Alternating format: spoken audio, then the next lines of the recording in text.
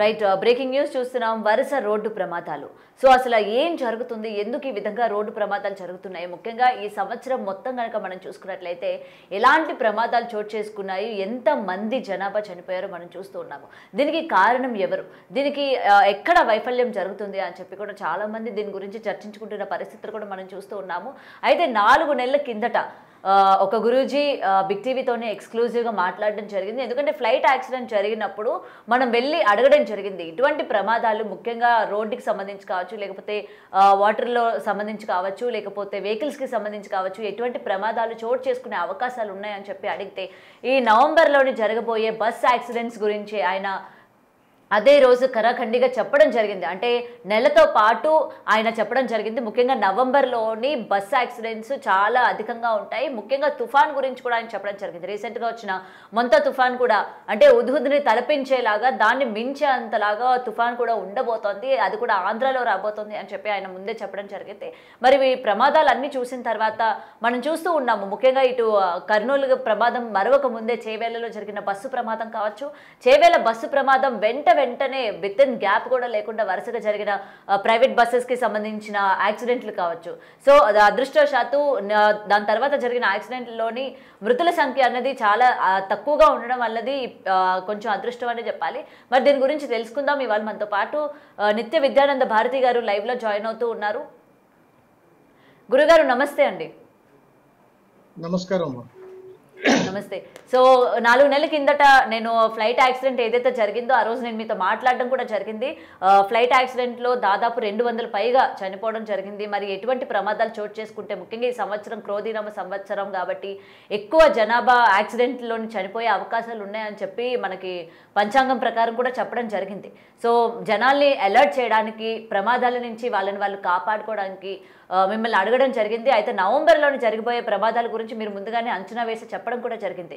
So మీరు అన్నట్టే ఇప్పుడు నవంబర్లోని జరిగిన ఈ బస్సు యాక్సిడెంట్లు అటు కర్నూలు కావచ్చు, నిన్న చేవేలు కావచ్చు, చేవేల తర్వాత వెంటనే వచ్చిన ఈ యాక్సిడెంట్లు కావచ్చు, సో ఏ విధంగా చూడొచ్చు అంటారు? ముందుగా ప్రేక్షక మహాశయులందరికీ కూడా నమస్కారము.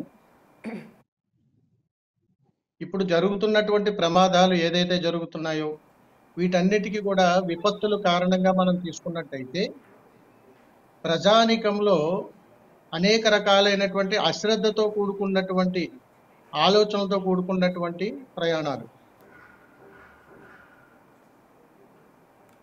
అదే విధముగా అధికార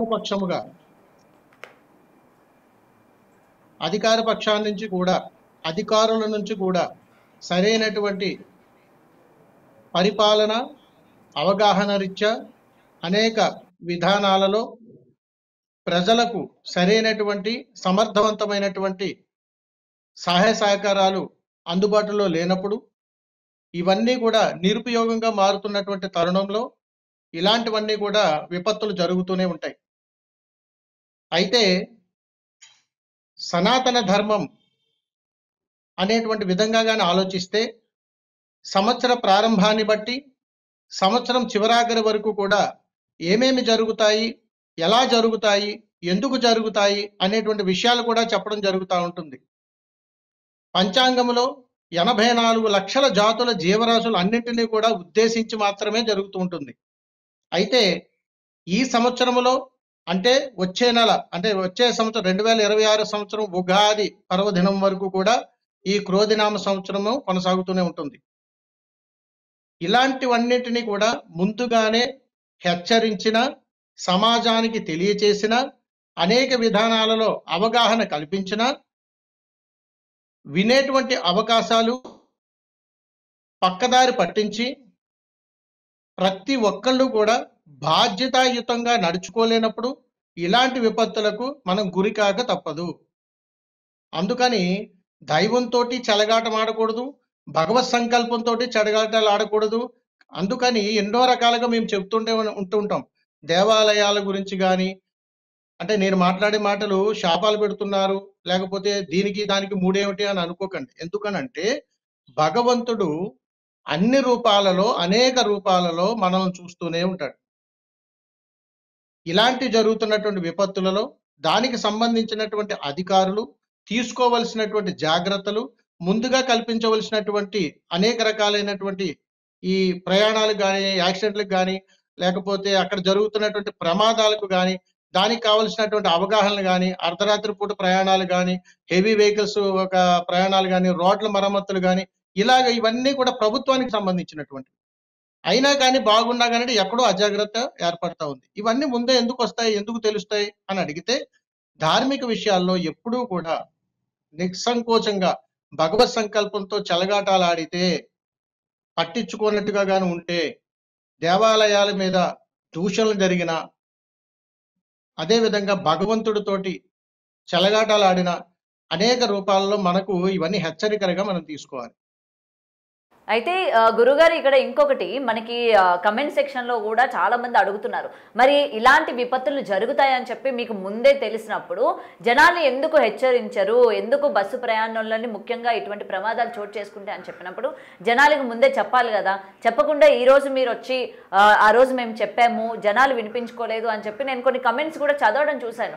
ఇలాంటి వైపరీత్యాలు, ప్రకృతికి సంబంధించిన వైపరీత్యాలు జరిగినా, ఇలాంటి యాక్సిడెంట్లు జరిగినా మీరు చెప్పాలి కదా, లేకపోతే ప్రభుత్వం ఏదైతే అంటున్నారో మరి ప్రభుత్వంతోనైనా మీరు వెళ్ళి మాట్లాడాలి కదా, జనాల్ని అప్రమత్తం చేయాలి కదా, మీరున్నది అందుకే కదా అని చెప్పి చాలా మంది ప్రశ్నిస్తూ ఉంటారు ఈ రోజు. సో ఏం చెప్తారు దీనికి? మరి దీనికి సరైన సమాధానం అంటే ఏంటంటే తల్లి, మేము ఆధ్యాత్మిక చింతనతో కూడుకున్నటువంటి ధార్మికమైనటువంటి ప్రయాణాలలో భవిష్యత్తుని అంచనా వేసి ఖచ్చితంగా తెలియజేస్తాం.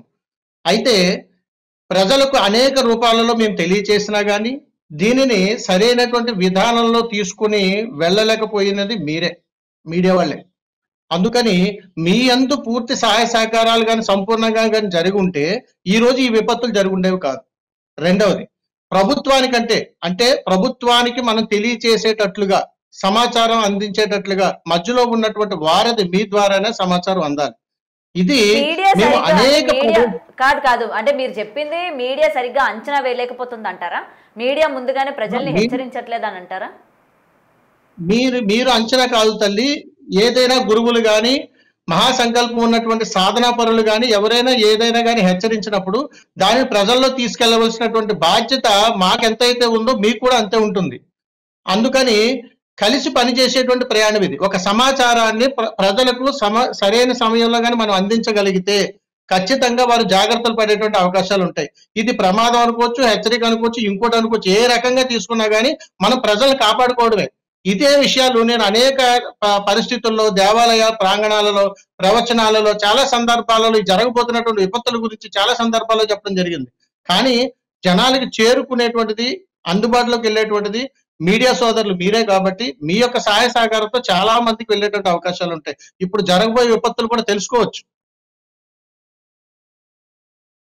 ఇప్పుడు నెక్స్ట్ ఎలాంటి ప్రమాదాలు చోటు చేసుకునే అవకాశాలు ఉన్నాయి? ఆల్రెడీ మీరు చెప్పారు నవంబర్లో బస్సు యాక్సిడెంట్ జరుగుతుంది, ఇంకా మనకి ఉగాది వచ్చే వరకు కూడా ఈ క్రోధినామ సంవత్సరం కొనసాగుతూనే ఉంటుంది కాబట్టి ఇంకా ఎటువంటి అవకాశాలు ఉన్నాయి? ప్రకృతి నుంచి ఎటువంటి వైపరీత్యాలు ఎదుర్కొనే అవకాశాలు ఉన్నాయి? మళ్ళీ ఎటువంటి భారీ యాక్సిడెంట్ చోటు చేసుకునే అవకాశాలు ఉన్నాయి? ఈ క్రోధినామ సంవత్సరము 2025 సంవత్సరంలో భవిష్యత్తులో అంటే జనవరి, ఫిబ్రవరి నెలల్లో రైలు ప్రమాదం ఉంది. అదే విధముగా మరలా ఈ వాహన ప్రమాదాలు కూడా ఖచ్చితంగా ఉన్నాయి. అయితే ఇందులో ముఖ్యంగా అగ్ని ప్రమాదానికి సంబంధించినటువంటి ప్రమాదాలు ఖచ్చితంగా జరుగుతాయి. అదే విధంగా రైలు ప్రమాదం అన్నారు గురుగారు, రైలు ప్రమాదం అన్నారు. ఆ రైలు ప్రమాదం ఎక్కడ జరిగే అవకాశాలు ఉన్నాయి? ఎందుకంటే ప్రజల్ని హెచ్చరించాలి అంటే ఇదేదో భయపెట్టాలి అని కాదు, జాగ్రత్తగా ఉంటారు అనే కదా. అయితే మీరు రైలు ప్రమాదం అంటున్నారు కాబట్టి ఎక్కడ జరిగే అవకాశం ఉంది? ఏ నెలల్లో జరిగే అవకాశం ఉంది? జనవరి, ఫిబ్రవరి మాసాలలోనమ్మ రైలు ప్రయాణానికి సంబంధించి ఆంధ్ర, తెలంగాణ కాకుండా వేరే ఇతర రాష్ట్రాల్లో జరిగేటువంటి అవకాశాలు ఉన్నాయి. అయితే ఇక్కడ మరో ప్రమాద హెచ్చరిక ఏమిటంటే స్కూల్ పిల్లల యొక్క బస్సు ప్రమాదం గురయ్యేటువంటి అవకాశాలు కూడా ఉన్నాయి. అందుకని ప్రతి స్కూల్స్ కి సంబంధించినటువంటి బస్సులు కానీ, దానికి సంబంధించినటువంటి అధికారులు కానీ, వాటికి సంబంధించినటువంటి ప్రామాణికాలు కానీ చాలా జాగ్రత్తగా మన పరిశీలనలోకి తీసుకుని ముందు జాగ్రత్తలుగా ఉండాలి. ఓకే, సో ఇక్కడ ఇంకొకటి జనాలందరూ కూడా మరొకసారి భయాందోళన చెందేటట్టు మీరేమో చిన్నపిల్లలు స్కూల్ బస్కి సంబంధించి యాక్సిడెంట్ జరిగే అవకాశం ఉంది అని చెప్తూ ఉన్నారు. మరి అది అంటే ఎక్కడ ఏంటి అన్నది మీరు వివరణ ఇవ్వడం లేదు. అంటే జనాలు అప్రమత్తం అవ్వాలని అనుకుంటున్నా సరే మీరు వివరణగా చెప్తేనే కదా తెలిసేది. ఎక్కడ పిల్లలకి ఏమైనా హాని కలిగే అవకాశాలు ఏమైనా ఉంటాయా ఇలాంటి యాక్సిడెంట్స్లోని? అమ్మ, మీరు అడిగేది పలానా చోట, పలానా రోజు, పలానా తారీఖున, పలానా ప్రదేశంలో జరుగుతుంది అని తెలిస్తే ఇప్పుడే మనం ఇలా అన్ని మార్చొచ్చు. కానీ ఓకే. సాధన ప్రయాణంగా మేము చెప్పేటువంటి భవిష్యత్ విధానాన్ని పలానా ప్రదేశంలో ఆంధ్ర, తెలంగాణ ఈ 2 రాష్ట్రాల్లోని ప్రమాదాలు జరుగుతాయి. ఆంధ్ర, తెలంగాణలోని ఈ 2 ప్రమాదాలు జరుగుతాయి. ఆధ్యాత్మిక కోణంలోంచి చెప్పమన్నా నేను అలా తెలియజేస్తాను మీకు. ఆధ్యాత్మిక కోణంలోంచి కానీ మనం ఆధ్యాత్మిక కోణంలో చెప్పమంటారమ్మా? చెప్పండి గురుగారు, చెప్పండి. ఆధ్యాత్మిక కోణంలోంచి కానీ మనం చూస్తే గ్రామం సుభిక్షంగా ఉండాలి, పట్టణాలు సుభిక్షంగా ఉండాలి, ఆ తర్వాత ఇతరితర రాష్ట్రాలు కానీ అన్ని కూడా బాగుండాలన్న గల కారణం గ్రామదేవత. ఎప్పుడైనా సరే ఇప్పటికీ గుర్తుపెట్టుకోండి, ఆంధ్ర, తెలంగాణ రాష్ట్రాల్లో విపరీతమైనటువంటి మత సామరస్యమైనటువంటి సమస్యలు అనేకంగా పెరిగిపోయి నా మతం గొప్ప అంటే నీ మతం గొప్ప అని ఆది మూలాలన్నింటినీ కూడా తుంగలోకి తొక్కేటువంటి ప్రయత్నాలు మనం చేయడం ద్వారా ఈ జరుగుతున్నటువంటి విపత్తులకు మనమే కారణమనే ఖచ్చితంగా చెప్పొచ్చు. అందుకని మనం ఏ ధర్మంలో ఉన్నా, ఎలా ఉన్నా పంచభూతాలను ఆధారంగా చేసుకునే మనం బ్రతుకుతున్నాం. నికృష్ట జన్మల్లో ఏమిటనంటే మనం బ్రతుకుతున్నప్పుడు నాది గొప్ప, నేనే గొప్ప, నా ధర్మమే గొప్ప అంటే మనం పుట్టక ముందు ఇవన్నీ పుట్టుకుంటూ వచ్చాయి. వీటి కోసం కొట్టుమిట్టాడిపోతూ జరుగుతున్నటువంటి విపత్తులను భగవత్ సంకల్పంతో ఎలా ఎదుర్కోవాలో తెలుసుకోకుండా ఒక స్పృహ లేనటువంటి ప్రయాణాలు మనం చేస్తూ దీనికి కారణం ఎవరో మనకి అర్థం కాక దీనికి కారణం భగవంతుడి వల్లే లేకపోతే ఈయన వల్ల జరిగింది అని ఒక నిర్ణయానికి మూర్ఖత్వంగా వచ్చేస్తున్నాం. అందుకని ప్రత్యేకించి చెప్తున్నా, ఆంధ్ర తెలంగాణలలో ప్రజలందరూ కూడా సుభిక్షంగా ఉండాలి, ఎప్పుడూ ఆనందకరంగా ఉండాలి, సర్వం బాగుండాలని చెప్పి ప్రభుత్వాలు కూడా ఏర్పాటులో అనేక ధార్మిక కార్యక్రమాలు చేస్తూ ఉంటారు. ఈ చేసేటువంటి ధార్మిక కార్యక్రమాల్లో ధర్మబద్ధమైనవి ఉండాలి. ఇందులో స్వార్థపూరితమైనటువంటి దేవాలయాల జోలికి వెళతాము, వాటితో చెలగాటాలు ఆడతాము, వాటి యొక్క ధనాలతోటి, ఆస్తులతోటి, విధి విధానాలతోటి రకరకాల పరిపాలన చేయటము, ఇదంతా ఒక ఎత్తు అయితే గ్రామ దేవతలను విస్మరించడం. ఎప్పుడైనా సరే గుర్తుపెట్టుకోండి, ఏ ఊరు నుంచి మనం ప్రయాణం చేసినా ఆ ఊరు గ్రామ దేవత వల్లనే మనం క్షేమంగా వెళ్ళి క్షేమంగా వస్తాం. కాబట్టి ఇన్ని సంవత్సరాల్లో ఎప్పుడు ఏ ప్రభుత్వాలు కూడా గ్రామ దేవతల దగ్గరికి రావడం, వాళ్ళని యొక్క అనుగ్రహాన్ని పొందడం, పరిపాలన సుభిక్షంగా జరగాలని కోరుకోవడం ఎప్పుడూ లేదు. అందుకని ఇప్పటికైనా మించిపోయింది లేదు. రానున్నటువంటి తరువాత ప్రభుత్వ అధికారులకైనా కానీ ఇది ఒక మార్గదర్శకంగా కావాలి.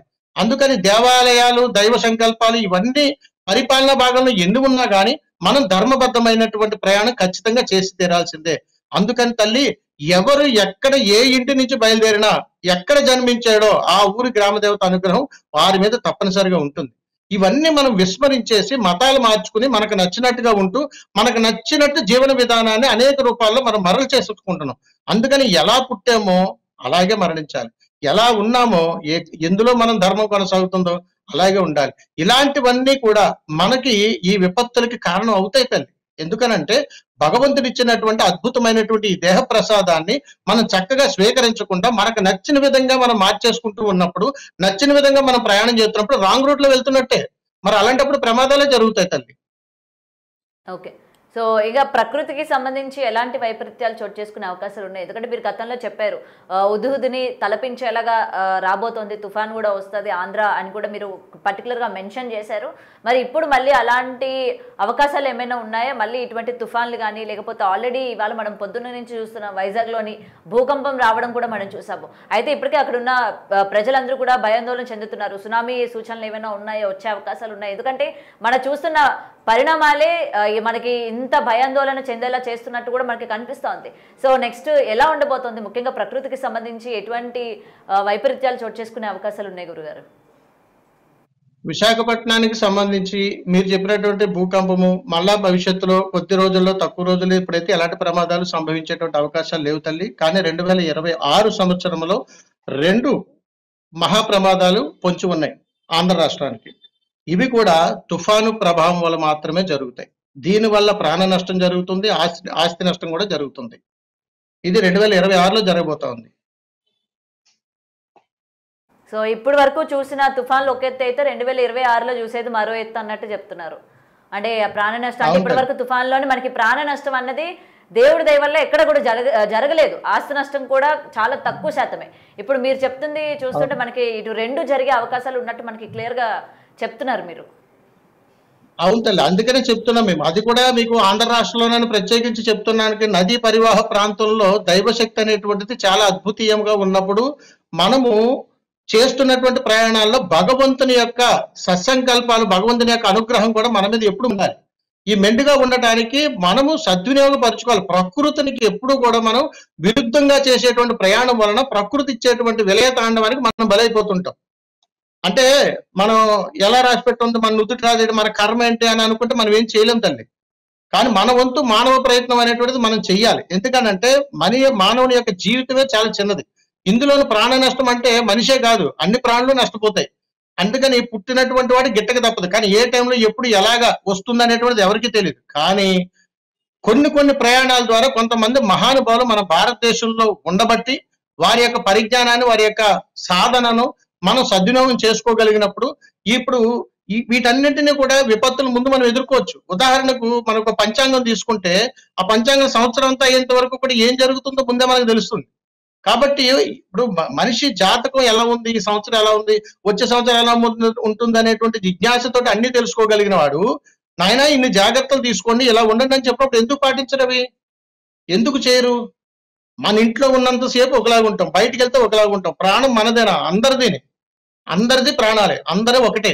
కాబట్టి జరుగుతున్నటువంటి విపత్తులకి ప్రజలలో అవగాహనలు కల్పిస్తూ ఉండాలి. ప్రయాణాల పట్ల భద్రత కల్పించేటట్లు చెప్తూ ఉండాలి. వాహన ప్రయాణాలు చేసేటప్పుడు డ్రైవర్లకు అద్భుతమైన కౌన్సిలింగ్ ఇస్తూ ఉండాలి. ప్రయాణాలు చేసేటప్పుడు ప్రయాణికులకు కూడా అక్కడ తీసుకోవాల్సిన జాగ్రత్తలు ఏంటి, బస్సు ప్రమాదం అంటే బస్సులో ఎలాంటి జాగ్రత్తలు తీసుకోవాలి, ఎమర్జెన్సీలు ఎలా చూసుకోవాలి, లేకపోతే వాహనాలు ప్రయాణం చేసేటప్పుడు పార్కింగ్లు ఎలా చేసుకోవాలి, ఏ ప్రదేశాల్లో మనం ఆగాలి, పెట్రోల్ బంకుల దగ్గర ఆగినప్పుడు ఎలా ఉండాలి, ట్రావెల్ బస్సులో మనం ప్రయాణం చేస్తున్నప్పుడు మనం ఏ జాగ్రత్తలు తీసుకోవాలి, అక్కడ పనిచేస్తున్నటువంటి డ్రైవింగ్ చేస్తున్నటువంటి వాళ్ళకి అనుభవం ఉందా లేదా, ఒకవేళ ఎమర్జెన్సీ అయితే మనం ఎవరిని కాంటాక్ట్ చేయాలి, అక్కడ ఎవరైనా మనకి సపోర్ట్ సూపర్వైజర్ లాంటి వాళ్ళు ఎవరైనా ఉన్నారా, ఎమర్జెన్సీ ఎగ్జిట్స్ ఏమేమి ఉన్నాయి, ప్రతిదీ తెలుసుకోవాలి. ఇవన్నీ ఎవరిది బాధ్యత? ప్రభుత్వానిదే. ప్రభుత్వ వైఫల్యాలు కొన్ని ఉంటాయి. అంటే ఈ రోజుకి ఈ పూట గడిచిపోయిందిలే, ఈ పూట వెళ్ళిపోయిందిలే అని అనుకుని వెళ్ళిపోతున్నప్పుడు ఎవరు నష్టపోతున్నారు? సామాన్యులమైనటువంటి మనం నష్టపోతున్నాం. ఇప్పుడు ఉదాహరణకి ఒక ఫ్లైట్ జర్నీ చేయాలి, అక్కడ ప్రమాదం జరుగుతుందని మనకు తెలియదు, కానీ ఎన్నో ప్రికాషన్స్ తీసుకుంటాం, అయినా కానీ జరుగుతుంది. స్వయం కృతాపరాధం, కొన్ని విధి వైపరీత్యాలు, కొన్ని ప్రకృతి ఇచ్చినటువంటి శాపాలు కొన్ని ఉంటాయి. ఇవన్నీ కూడా మానవ జన్మలో ఇప్పుడు ఈ కలియుగ ధర్మంలో మనం అనుభవించి తీరాల్సిందే, ఈ కర్మను మోయాల్సిందే. మనం ఎంత మూర్ఖంగా ఆలోచించినా జరుగుతున్నటువంటి విపత్తులకి వీటిని అడ్డుకోవడానికి రెండు. ఒకటి మన స్వయం కృతాపరాధం, రెండోది దైవ సంకల్పం. ఈ రెండు మానవుల్లో ఉన్నప్పుడు అతనికి తెలియకుండానే ఒక జాగ్రత్త అనేటువంటిది ఏర్పడతా ఉంటుంది. ఇది మన దగ్గర లేనంత కాలం అజాగ్రత్తగానే ఉంటాం. మీరు టీవీలో ఎన్నైనా చెప్పండి, నాకు అర్జెంట్ పని ఉంది వెళ్ళిపోవాలని అనుకున్నాడు, రకరకాల ప్రయాణాలు చేస్తాడు. ఏదైనా ప్రమాదం జరిగిందని కాదు, మీ తప్పు అంటే కుదరదు. ఇలాగే జరుగుతాయి ప్రమాదాలన్నీ కూడా. పరిమితిని మించి బరువులు కానీ, పరిమితిని మించి జనాలను కానీ వేసుకుని ప్రయాణాలు చేసేటువంటి ప్రతి చోట ఇవన్నీ జరుగుతుంటాయి. అంటే రాంగ్ రూట్ ప్రయాణాలు అనేటువంటివి ఎక్కువగా ఎంచుకుంటాం. ఈజీగా త్వరగా వెళ్ళిపోవాలి, త్వరగా ఇవన్నీ చేరుకోవాలనే కాన్సెప్ట్ లో జనాలు ప్రయాణం చేస్తుంటారు. కాబట్టి అవకాశం కల్పించాల్సినటువంటి బాధ్యత మీడియా పూర్వకంగా ప్రభుత్వం కూడా జోక్యం చేసుకుని సంబంధించినటువంటి అధికారులతోటి వీటి మీద అవగాహన కల్పించేటట్లుగా ఉండాలి. ఒకటి.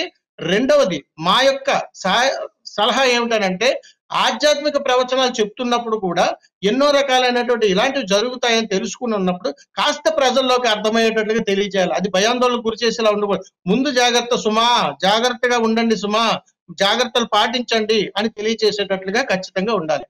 ఇది కాకుండా చాలా స్కూల్స్ ఉంటాయి, పిల్లలు ఉంటారు, వీళ్ళందరికీ కూడా అవగాహన కల్పించాలి. ప్రయాణాలు చేస్తున్నప్పుడు ఇలా ఉండాలన్నమాట. పిల్లలు ఎక్కువ నాటుకుపోతాయి అవన్నీ కూడా. అవి చిన్న వయసు నుంచి చెప్పడం వల్ల పెద్ద అయ్యే కొద్దీ కూడా చాలా జాగ్రత్తలు తీసుకునే అవకాశం ఉంటుంది.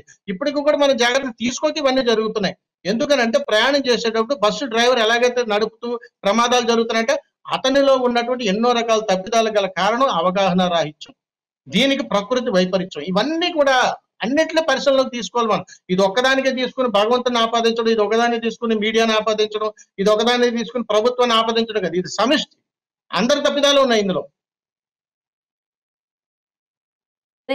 ప్రజలు మీ మాటలు వినిన తర్వాత జాగ్రత్త పడతారు. అలాగే కొంచెం భయం కూడా కలుగుతుంది. ఎందుకంటే వింటుంటే నాకే అమ్మో! ఈ ప్రమాదాలు చూడ్డానికే ఇలా ఉంది. ఇంక రానున్న రోజుల్లోనే ఇంకే విధంగా ఉండబోతుందని చెప్పి మీ మాటలు వింటుంటేనే అనిపిస్తుంది. సో ముఖ్యంగా ప్రజలు ఎంత అప్రమత్తంగా ఉండాలి? ఏం చేస్తే మంచిది? రోజువారీ మనం ఎప్పుడు కూడా బిజీ షెడ్యూల్లో ఉంటాము. సరిగ్గా ఎవరిని పట్టించుకోము, లేకపోతే దైవారాధన ఉండదు, లేకపోతే ఇలాంటివన్నీ కూడా ఉండవు. సో ప్రజలు ఇక నుంచి ఎలాంటి చర్యలు తీసుకుంటే మంచిదంటారు? ఎందుకంటే జరగాల్సింది జరగక మానదు ఏదైనా కూడా. బట్ ఏంటంటే మన ప్రమేయం కూడా ఎంతో కొంత ఉంటే మనల్ని మనం కాపాడుకునేటట్టు కూడా అవుతుంది కదా. సో దీనికి తగ్గట్టు ప్రజలు ఏ విధంగా ఉండాలి? ఎలాంటి జాగ్రత్తలు తీసుకోవాలంటే ఏం చెప్తారు? ప్రజలందరూ కూడా ఎవరి ధర్మాన్ని వారు పాటించండి. ఎవరి ధర్మాన్ని వారు పాటించండి. ఎవరి ధర్మాన్ని వారు కాపాడుకోవాలి. అది మనం రక్షించుకోలేనప్పుడు మనం జరుగుతున్నటువంటి విపత్తులకు మనం కారణం అవుతాం. ఒకటి గుర్తుపెట్టుకోండి, ఈ రోజు వారు కావచ్చు, రేపు నేను కావచ్చు, తర్వాత మీరు కావచ్చు, ఎవరైనా వెళ్ళిపోవాల్సిందే. కానీ అది ధర్మబద్ధమై ఉండాలి. ఇంత భయానకరమైనటువంటి మరణాలు మనకు వద్దు. కాబట్టి శాంతియుతంగానే మనం ప్రశాంతంగానే నిద్రలోనే పోవాలనే ఎవరైనా కోరుకుంటారు. మరి అలా చేయాలనుకున్నప్పుడు మనమందరం ఏం చేయాలి? అవగాహన పెంచుకోవాలి. ప్రయాణాల పట్ల, ప్రమాదాల పట్ల, జరుగుతున్నటువంటి విపత్తుల పట్ల, ఆడపిల్లల మీద జరుగుతున్నటువంటి అఘాయిత్యాల పట్ల, అదే విధంగా ఈ ఆత్మహత్యల పట్ల ప్రతి దానిలోనూ అవగాహన తప్పనిసరి. ఇవన్నీ కావాలని అడిగితే మన ధర్మాన్ని మనం ఎప్పుడైతే గౌరవించగలుగుతామో ఇవన్నీ కూడా మనకు అవగతం అవుతుంది. అయితే ఇప్పటి వరకు కూడా విన్నవన్నీ కూడా ప్రజలందరూ కూడా పాటిస్తారని అనుకుంటున్నాను. సో ఇది ఏ మాత్రం కూడా అందరినీ భయాందోళనకి గురి చేయడానికి కానీ, లేకపోతే ఎందుకు ఈ విధంగా మాట్లాడిస్తున్నారు అని కానీ కాదు. ఎందుకంటే ఎప్పుడు ఇలాంటివి జరిగేటప్పుడు ఎప్పుడు మనల్ని పీఠాధిపతులు కావచ్చు, లేకపోతే ఆస్ట్రాలజిస్ట్ కావచ్చు, లేకపోతే వీళ్ళందరూ కూడా హెచ్చరిస్తూనే ఉంటారు. జరగబోయేవి ముందుగానే కొంతమంది చెప్తూ ఉంటారు. దేనికి ప్రజలు అప్రమత్తంగా ఉండాలి, తగిన జాగ్రత్తలు తీసుకోవాలి. ఓకే, ఎంత జాగ్రత్త తీసుకున్నా జరిగేది జరగకుండా మానదు. బట్ ఏంటంటే మన జాగ్రత్తల్లో మనం ఉంటే ఎంతో కొంత మనల్ని మనం సేవ్ చేసుకునే వాళ్ళం కూడా అవుతాం. కాబట్టి ఇలాంటి విపత్తులు ఏవైతే ముందుగానే చెప్తారో, ముఖ్యంగా రోడ్ల మీద ప్రయాణించే వాళ్ళు కావచ్చు, ప్రతి ఒక్కరు కూడా తగిన జాగ్రత్తలు తీసుకోవాలి. ఎక్కడికక్కడ డ్రంక్ అండ్ డ్రైవ్ కూడా చేయకుండా డ్రైవ్ చేయండి అని చెప్పి ఎప్పటికప్పుడు పోలీసులు హెచ్చరిస్తూ ఉంటారు. ఎందుకంటే మనం వెళ్ళడమే కాకుండా మనతో పాటు చాలా మందికి హాని చేసే విధంగా మారుతాయి అని చాలా సంఘటనలు మనం చూస్తూ ఉన్నాం. అండ్ మొన్నటి నుంచి కూడా జరుగుతున్న ఈ యాక్సిడెంట్స్ ఏవైతే ఉన్నాయో, ఒకరి తప్పిదం వల్ల కొన్ని వందల మంది కావచ్చు, లేకపోతే కొంత 10 మంది 19 మంది ఇలా చాలా మంది ప్రాణాలను కోల్పోయి వాళ్ళ యొక్క కుటుంబ సభ్యులు ఎంత రోధిస్తున్నారో కూడా మనం చూస్తూ ఉన్నాము. సో ఇదంతా కూడా మీకు తెలియజేయడానికి మెయిన్ రీజన్ ఏంటంటే అవగాహన కల్పించుకోవాలి. ఆస్ట్రాలజిస్ట్ చెప్పేది కావచ్చు, లేకపోతే పీఠాధిపతులు చెప్పేది కావచ్చు, ఇవన్నీ కూడా మనం ఎప్పుడు కూడా కొట్టి పారేయకూడదు. వాళ్ళు చెప్పేవి ఎక్కడో ఒక చోట అవి నిజం అవుతూ వస్తూనే ఉన్న పరిస్థితులు మనం చాలా వరకు చూసాము. వీరబ్రహ్మం గారు చెప్పినవి ఇప్పటికీ నిజం అవుతూ ఉన్నాయి. ఆయన చెప్పినట్టుగానే ప్రతిదీ కూడా జరుగుతూ ఉంటుంది అని చెప్పి ఒక ఇన్సిడెంట్ జరిగిన తర్వాత మనం ఏ విధంగా అయితే నమ్ముతూ ఉంటామో, ఇలాంటి యోగులు కావచ్చు, ఇలాంటి వాళ్ళందరూ కూడా చెప్తున్న మాటల్ని మనం ఎప్పుడు కూడా పెడచెవిన పెట్టకుండా ఎంతో కొంత ఆచరిస్తే మనకు అది హెల్ప్ అవుతుంది అన్న దాని గురించి ఇవాళ ఇతని గురించి మీకు చెప్పడం జరిగింది. ఎందుకంటే 4 నెలల క్రితం ఎటువంటి ప్రమాదం చోటు చేసుకుంటుంది, ప్రజలు ఎంత అప్రమత్తంగా ఉండాలి అని చెప్పి కూడా ఆయన బిగ్ టీవీతోనే ఎక్స్క్లూజివ్గా చెప్పడం జరిగింది. మరి ఆయన చెప్పిన విధంగానే ఈరోజు పరిణామాలు కూడా సేమ్ యాజ్ ఇట్ ఈజ్ అలానే ఉండడం కూడా జరిగింది. సో మరొకసారి ఆయన లైవ్లోకి తీసుకోవడానికి కూడా రీజన్ అదే. ఇంకా రానున్న రోజుల్లోనే ఇంకెలాంటి విపత్తులు ప్రజలు ఎదుర్కోవాలి, దేని నుంచి అంటే ఎలా మనం బయటపడాలి, ఏ విధంగా సేవ్ చేసుకోవాలి అన్న దాని గురించి తెలుసుకోవడానికి ఒక చిన్న ప్రయత్నం చేయడం జరిగింది. సో ఎవరిని కూడా భయపెట్టడానికి కాదు, జస్ట్ అప్రమత్తం చేయడానికే బిగ్ టీవీ ఈరోజు మీ ముందు ఈ వీడియో నిలబెట్టింది.